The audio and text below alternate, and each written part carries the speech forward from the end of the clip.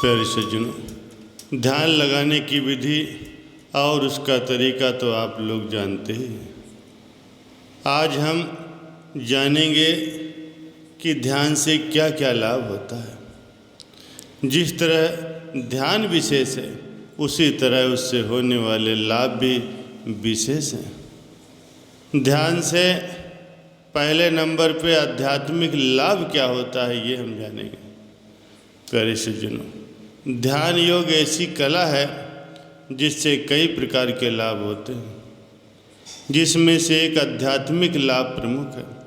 निरंतर ध्यान करने से मनुष्य में सात्विक तत्वों की वृद्धि होती है। परिणाम स्वरूप काम, क्रोध, लोभ, घृणा, ईर्ष्या, द्वेष आदि कुविचार निरंतर दूर होते रहते हैं। इससे आपका मन शांत और प्रसन्नचित्त बना रहता है।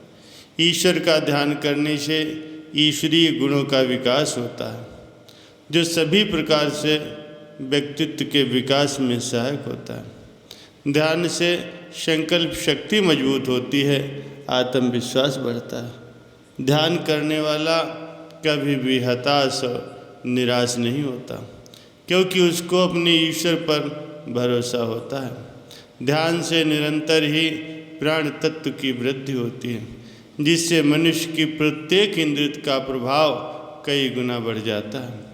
आँखों और चेहरे पर तेज चमकने लगता है। विचारों में दृढ़ता आ जाती है।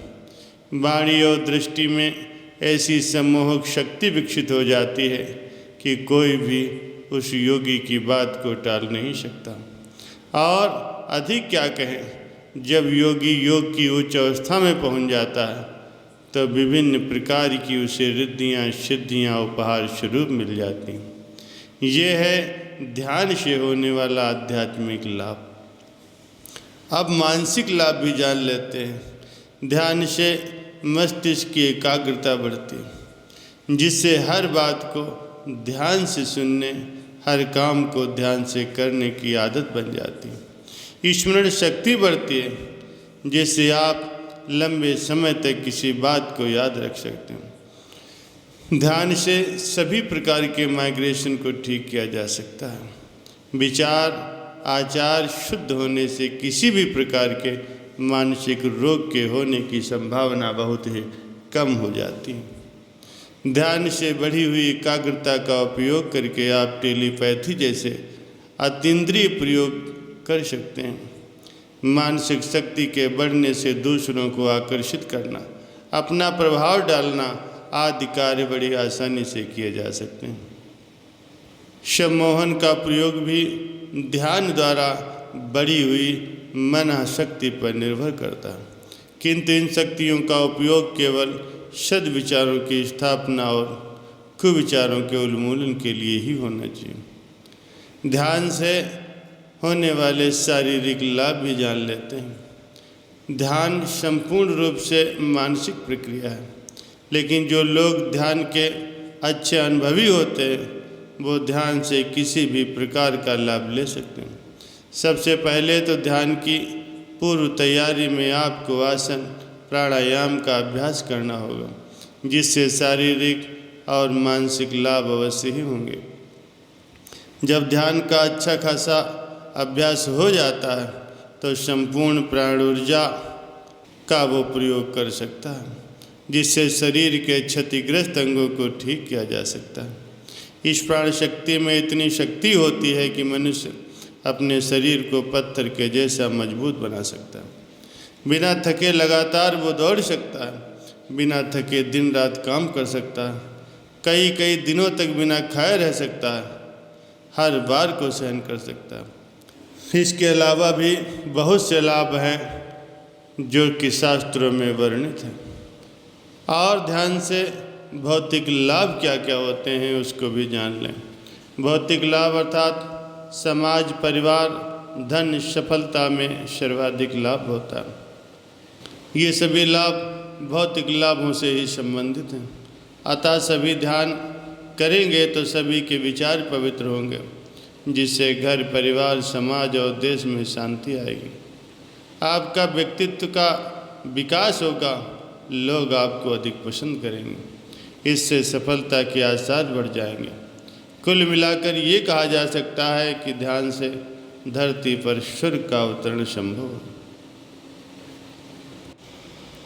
सूक्ष्म से सूक्ष्म स्तर पर ध्यान के अनुभव होते हैं। सामान्यतः जो लोग ध्यान करते हैं उन्हें प्रकाश दिखाई देता है, उन्हें उड़ते हुए महसूस होता है, एक नई दुनिया में पहुंचने जैसे अनुभव प्राप्त होते हैं। कुछ लोगों को शारीरिक कंपन, ऊर्जा का ऊपर नीचे बहना, अंदर के शब्द धुनों को सुनाई देना,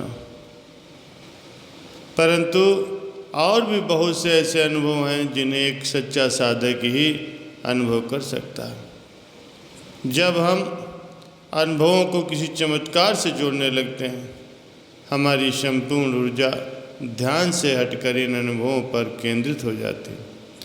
ऐसा भी हो सकता है कि आप ध्यान सही से ना भी कर रहे हों, लेकिन ये अनुभव आपको यही बता रहे हैं। ध्यान अर्थात हमारी बोध शक्ति, हमारी चेतना का ही एक अंग है। सजगता से मतलब मन की निष्क्रियता है। जब अवशेष मात्र भी मन हमारी सजगता में बाधा न पहुंचाए, इस स्थिति को ही हम ध्यान का रूप कह सकते हैं। लेकिन आज के युवा जिन्हें ध्यान समझकर अभ्यास करते हैं, वो असल में धारणा होती है। धारणा ध्यान की वो स्थिति है जब मन किसी निश्चित स्थान, वस्तु या व्यक्ति पर केंद्रित होता है। चेतना की जागृति ही ध्यान का मुख्य लक्ष्य है। चेतना की जागृति से मनुष्य सांसारिक जीवन तथा भौतिक शरीर से स्वयं को मुक्त कर लेता है, जिसे ही कुछ लोग ध्यान के चमत्कारिक अनुभव कहते हैं। आप स्थूल शरीर के स्वयं मालिक हैं, इसे जैसा चाहे वैसा आप प्रयोग कर सकते हैं।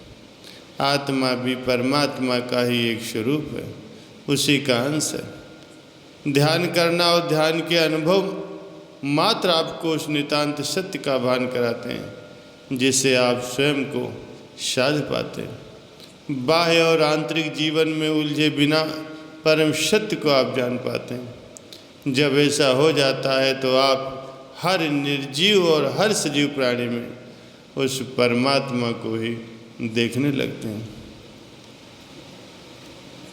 साधकों को ध्यान के दौरान कई तरह के रंगों की रोशनी दिखाई देती है, प्रकाश दिखाई देता है। किसी साधक को मस्तक के मध्य में ये रोशनी दिखाई देती है, तो कुछ साधकों को आंखें बंद करने पर दिव्य प्रकाश की अनुभूति होती है।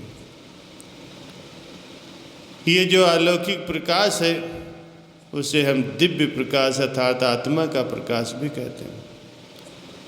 साधकों को अलग अलग रंगों की रोशनी दिखाई देती है।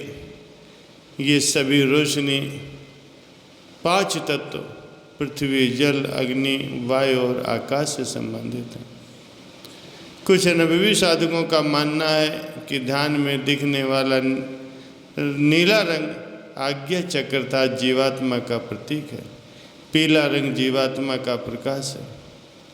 हालांकि ये सभी प्रकार के प्रकाश सदैव स्थिर नहीं रहते, अदृश्य हो जाते हैं। जब साधक गहरे ध्यान में जाता है तो उसे इस प्रकार से अनुभव होते हैं। पहला तो है कुंडलिनी शक्ति का जागृत होना, दूसरा है आत्मबोध होना, शरीर के हल्केपन का अनुभव होना, बिना स्पर्श के ही वस्तुओं का संपूर्ण ज्ञान होना, अंगों का फड़कना महसूस होता है, प्रकृति के साथ समरसता महसूस होने लगती है। ध्यान में शरीर का शून्य होना ऐसा अनुभव है जिसे शुरुआती साधक से लेकर के योग्य अनुभवी साधक भी महसूस कर सकते हैं। ध्यान में भौतिक क्रियाएं नहीं की जाती, शरीर शांत होता है। कोई भी भौतिक क्रिया नहीं होने से सांसों की गति धीमी होने लगती है। अब एक समय ऐसा आता है जब सांस बहुत ही छोटी और शरीर शून्य हो जाता है। हमारे शरीर में 7 चक्र होते हैं और सभी चक्र अलग अलग रंगों से सुशोभित होते हैं। जब ये पूर्णतः कार्यरत हो जाते हैं तो मूल आधार से कुंडलिनी ऊर्जा सहस्त्रार में पहुंचना शुरू कर देती है। तब एक प्रकार से विस्फोट होता है, जिसके बाद मनुष्य स्वयं के प्रति निहित नहीं रहता। वह सभी सांसारिक बंधनों से मुक्त होना चाहता है। परमात्मा की खोज ही उसका प्रमुख लक्ष्य बन जाता है।